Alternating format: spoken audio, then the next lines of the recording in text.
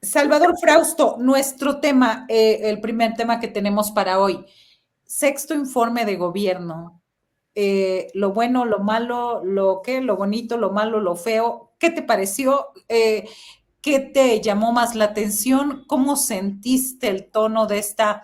Pues digamos que ya sería el último evento masivo, considerando que pues el 15 de septiembre es el 15 de septiembre, es el grito y es otro nivel. ¿Cuál es tu opinión al respecto? Sí, bueno, pues es el último evento del presidente López Obrador en el Zócalo, el lugar que lo vio crecer de manera muy fuerte, tanto como líder opositor como presidente, como un espacio en el que él lanzó mensajes, pues francamente importantes para la vida democrática de nuestro país desde 1991, en aquel éxodo por la democracia, por las protestas de las elecciones en Tabasco hasta el evento de ayer. Y me llamó mucho la atención esa despedida con mucha fuerza, arropado por una gran cantidad de personas. Me parece que se le vio al presidente muy contento, muy como con la idea de misión cumplida. Y me llamó la atención del discurso varios momentos. Uno de los momentos que más prendió a la gente y también a redes sociales, porque a mí me tocó, como saben, estar analizando con las herramientas de Millenia, estas herramientas de inteligencia artificial con las que medimos las conversaciones en redes sociales, prendió en la plancha del Zócalo y en redes sociales el momento en el que le pide a la gente que a mano alzada diga si apoya o no la reforma judicial. Pudimos ver pues unánimemente con los suyos pues un apoyo a la reforma judicial muy importante y pudimos medir en redes sociales que poco más del 60% de la gente también respalda esa posición y frente al 38% de la gente que critica la reforma judicial del obradorismo. Ese momento me parece muy emotivo y el segundo momento es que son varios momentos cuando menciona a Claudia Sheinbaum. También en esos momentos se enciende la plancha del Zócalo, se encienden las redes sociales y abrazan la palabra presidenta para corearla tanto en la plancha del Zócalo como en redes sociales. La colocan los ciudadanos como uno de los trending topics o tendencias en redes sociales. Son dos momentos que emocionan mucho a las audiencias del discurso del presidente López Obrador, que por lo demás no era un discurso propiamente emotivo, sino un informe tradicional con muchos datos.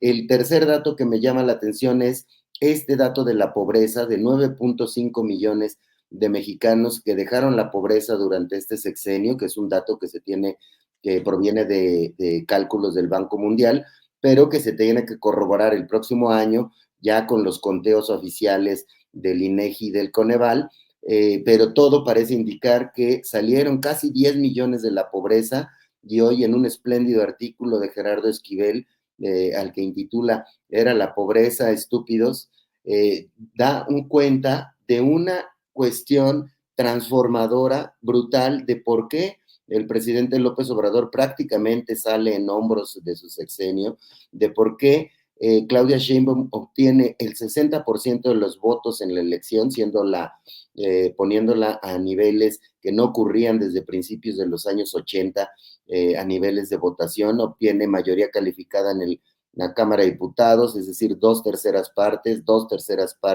del apoyo en la Cámara de Senadores, y van a tener 18 congresos locales de 32 con mayoría calificada, es decir, las reformas constitucionales van a poder salir adelante. ¿Cómo habló la gente en las urnas?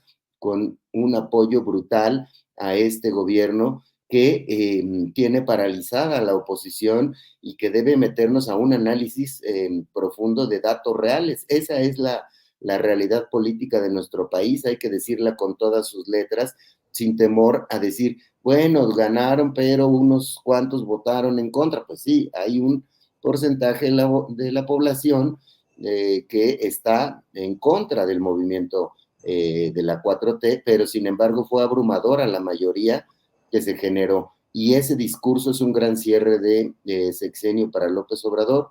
Ya nada más le queda el evento del 15 de septiembre, en el que es de otra naturaleza, hablará desde el balcón, también ante las multitudes, y finalmente la entrega de la banda presidencial el 1 de octubre a su heredera, Claudia Sheinbaum, que tiene un reto por delante pues muy grande, muy fuerte, y bueno, pues ya veremos cómo siguen en este terreno los pasos del obradorismo Claudia Sheinbaum.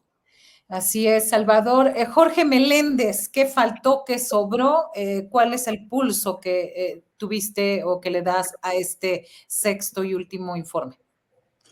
Bueno, Salvador ya adelantó algunas cuestiones en las que estoy totalmente de acuerdo. Yo diría el aumento al salario mínimo, el apoyo a los adultos mayores, a los jóvenes, a algunos programas que si bien son importantes, no profundizaron como Sembrando Vida y un largo etcétera.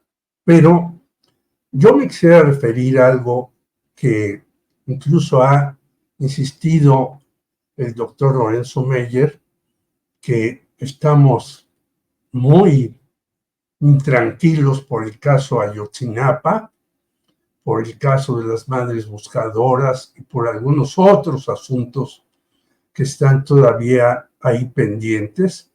Y claro, esto de que en salud vamos más allá que Dinamarca, pues nadie lo puede creer, sino como una broma o como una cuestión de chispa en ese momento. Tenemos problemas ahí, tenemos problemas en educación, en economía, a pesar de que no van las cosas mal, pues sí tenemos dificultades porque el presupuesto no alcanzará. Y ya ha dicho la doctora Claudia Sheinbaum que no va a haber un mayor piquete a los grandes machuchones que siguen ahí tan tranquilos, ¿no? Haciendo de las suyas.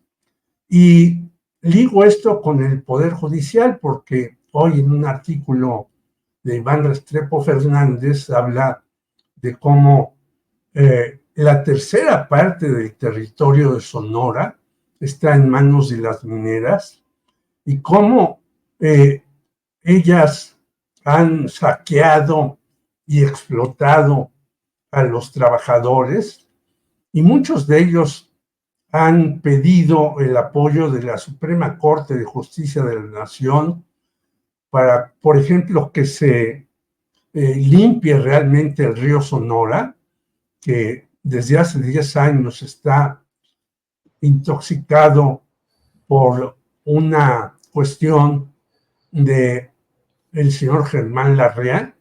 Y bueno, la Suprema Corte de Justicia no hace absolutamente nada en estos casos. Y hablo de esto porque, así como es el caso de Sonora, es el caso de casi todo el país.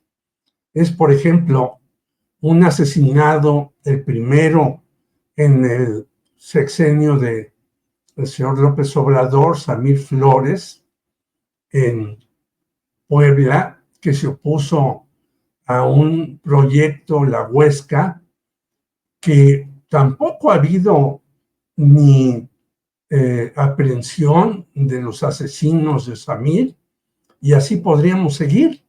Pero además los poderes judiciales no hacen, como en muchos países, nada a favor de los desposeídos, sino todo a favor de los que tienen dinero. Y obviamente para poder tú hacer algún trámite realmente eficaz, pues necesitas tiempo, dinero y esfuerzo, como decía antes la sección amarilla del directorio telefónico. Y yo creo que estas movilizaciones se están haciendo no solamente los alumnos de la universidad, sino los de varias escuelas, en donde yo señalaba aquí hace algunos ayeres lo que dice el gran abogado Manuel Fuentes, abogado de trabajadores, que el 80% de los alumnos de derecho pues son conservadores, pero yo creo que el poder legislativo debería de abrir un espacio, como tú platicabas con Jacaranda Correa, para escucharlos, para oírlos y para decirles pedagógicamente cómo va a ser esta reforma al Poder Judicial, porque hay un desconocimiento amplio acerca de cómo se va a hacer esta reforma. Y entonces, estos muchachos de muchas escuelas, incluida la UAM y otras más, pues creen que ellos no van a poder llegar al Poder Judicial porque la reforma se los va a impedir y no saben que realmente el Poder Judicial es un nido de familiares, de negociantes, de personas que están de acuerdo con los de arriba y no ven a los de abajo para nada. Yo creo que este tipo de cuestiones tienen que hacerse para convencer a muchos que ahora están protestando de que ellos no van a ser los perjudicados, sino pues muchas personas que ahora, como tú señalabas, llegaron al Poder Judicial y siguen cobrando, como en Pemex, también en el sindicato, unas pensiones millonarias que deberían de revisarse, porque no es posible que tengamos un régimen en donde unos sean muy gananciosos y otros estén en condiciones deplorables. Así es, esto es lo que está pasando y sobre todo hablábamos de la desinformación, cómo la desinformación y una ola de pronto con una idea y que a decir verdad, los estudiantes de derecho pues son bastante conservadores en cualquier escuela, me parece, cuando se pensaba que en la UNAM eran como más de tendencia más abierta. No te creas, siempre han sido. Siempre. Generalmente la Facultad de Derecho es de las últimas en sumarse. Yo te hablo del movimiento 66, donde participé, del 68, las huelgas donde estuvo la propia Claudia Sheinbaum. Los estudiantes de Derecho son los últimos en sumarse a estos. Y a veces hay una bola de porros o como se les quiera llamar. Claro. Daniela Pastrana, esta evaluación del informe del presidente, ¿cuál es la perspectiva sobre este final de sexenio? Y aprovechando eso, los retos, los pendientes preocupantes que le deja a Claudia Sheinbaum. Y mira, yo creo, Marta Olivia, que hay que verlo como si en este lapso histórico amplio, ¿no?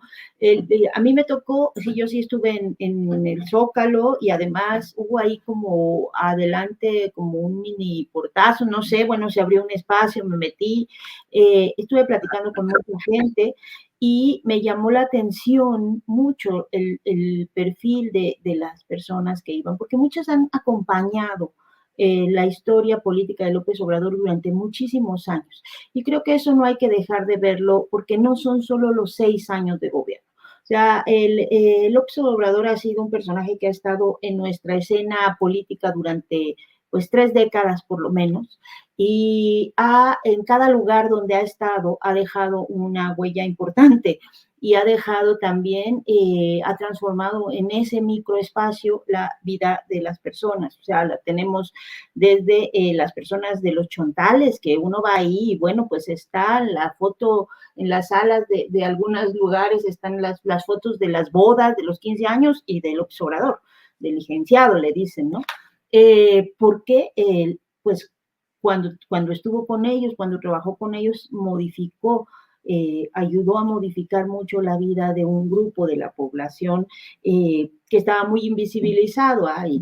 También cuando, pues en el PRD, pues digo, buena parte de lo que es Morena viene de esas filas ¿no? Que hay que recordar que fue un personaje que creció enormemente, digamos, la base electoral del PRD. O sea, si Morena ha crecido muy rápido en muy poco tiempo, y ha ganado mucho, pero también así fue cuando él era el presidente nacional del PRD, y eso, y bueno, y sus batallas con el Fobaproa,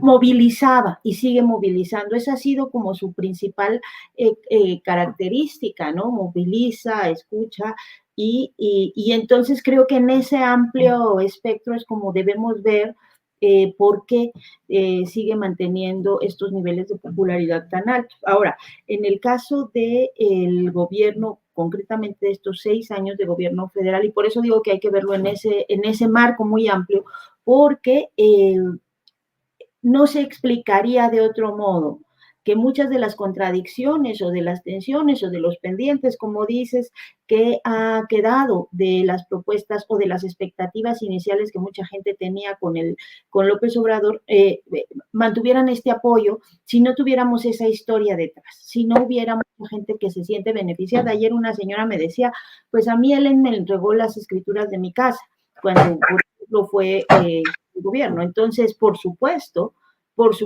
que esa huella hace que muchas de las cosas que aún o que no se hayan logrado resolver, la gente tiene un nivel de tolerancia a esa falta de acciones concretas para resolver ciertos problemas, pues aumente, porque es una trayectoria mucho, mucho, muy amplia. A mí me llamó la atención del discurso, del mensaje, aparte de cada una de las cosas que fue desglosando, que sí fue muy largo y que nos invita también a pensar que, pues, con razón estamos tan cansados, porque este sexenio pasaron muchas cosas. A lo mejor de la de Peña Nieto no podemos acordarnos de muchísimas cosas más que 3 muy malas, igual que las de Calderón, pero en este se han pasado muchas cosas para bien y para mal. Entonces, pero más allá de ese recuento, a mí me llamó la atención 3 mensajes importantes. Uno que si bien sí decía Claudia, Claudia, Claudia, presidenta, presidenta, presidenta, y lo dijo 3 veces. También hubo momentos en que decía, ¿verdad, Claudia? Y entonces le iba dejando las tareas pendientes, o sea, nos queda esto pendiente, ¿verdad, Claudia? Y eso, pues sí llamaba, y también hizo una clara enunciación de que hay que continuar la transformación. O sea, que esto tiene que seguir en el mismo sentido de algo que dijo muy claramente, que es con esta frase que nos recordó mucho a muchos esto de al diablo sus instituciones, que ayer dijo, quieren democracia, o sea, quieren Kratos sin demos, y al carajo con eso, ¿no? O sea, porque su discurso de reafirmación de un proyecto en pos de las minorías, o sea, de los sectores más desprotegidos, pues digamos que con eso cierra, ¿no? En sus 30 años de vida pública a repetirnos una y otra vez que acá tiene que haber un cambio de paradigma y un cambio en esta estructura de desigualdad para que quienes nunca han tenido posibilidades ni de tener un acceso a derechos, a estudios, a salud o a tener espacios de comunicación, los tengan. Y creo que ese es el mensaje de fondo más fuerte, porque sí es lo que dejó ahí como tarea a muchísima, o sea, no solo a los funcionarios, sino a la misma gente que lo ha apoyado y acompañado estos 3 años, 30 años. Entonces, creo que esos son mensajes importantes, y el último que me llamó la atención también fue el que le mandó al embajador de Estados Unidos, porque estamos viendo que ya hemos platicado, todo un momento delicado de fuerte intentos de injerencia abierta, ¿no? Sobre decisiones que competen a los mexicanos, y bueno, pues les mandó a leer a sus fundadores, ¿no? A los fundadores de Estados Unidos, a los fundadores de la democracia. Entonces eso me pareció muy simpático, además de, pues ya sabemos, ¿no? El tema de vamos a hacer la consulta para que se enojen, pero pues es que si no está muy poco divertido, y a ver quién quiere, y alzar la mano. Bueno, eso es también parte de lo que hace que mucha gente le tenga mucho cariño al presidente. Así es, y ya en la conferencia matutina del viernes advirtió, dijo, El domingo va para largo y tiene que ser temprano porque prepárense. O sea, ya ahora sí, sobre advertencia no hay engaño.